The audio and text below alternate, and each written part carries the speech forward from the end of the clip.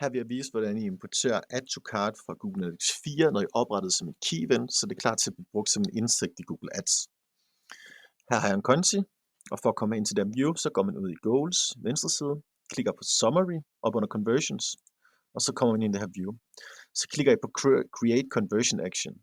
Google er i gang med at skifte deres interface. Det ser i hvert fald forskelligt ud fra kunde til kunde, så det kan godt være, at det ser anderledes ud, når I kommer ind til det.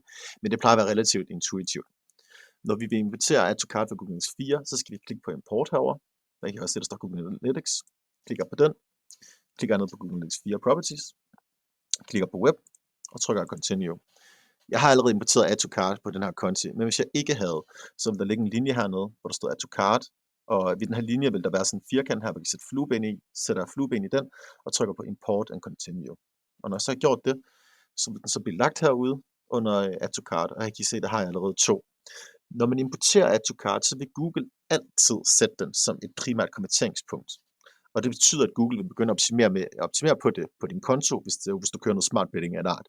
Og det vil vi selvfølgelig ikke have, for vi vil gerne bare have indsigten på det. Så det vi gør, det er, at vi klikker den her Add to Cart op, som vi lige har importeret. Lad os sige, det var denne her. Klikker på den. Trykker på Edit Settings. Og så går jeg herop.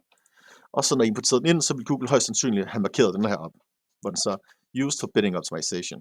Og det vil vi ikke. Vi vil bare gerne have indsigten på det. Så vi klikker herned. Trykker på Secondary Action. Trykker Save.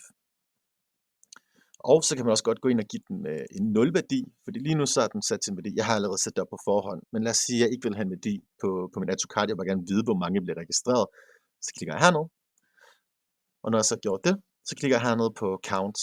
Og jeg vil gerne kun vide en Add to Cart per session. Jeg har ikke brug for at vide, om der er 5 per en session. Igen, det kommer lidt an på måske noget købsrejse, hvad det er, I sælger. Hvis det er interessant for jer at vide, hvor mange gange folk rent faktisk har Add to Cart i en session, så skal I klikke på den her op, og ellers skal I klikke på den her Only One Conversions.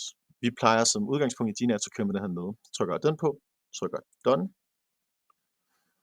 og trykker Done. Og så er den egentlig sat op til at kunne trække indsigter på den her Add to Cart.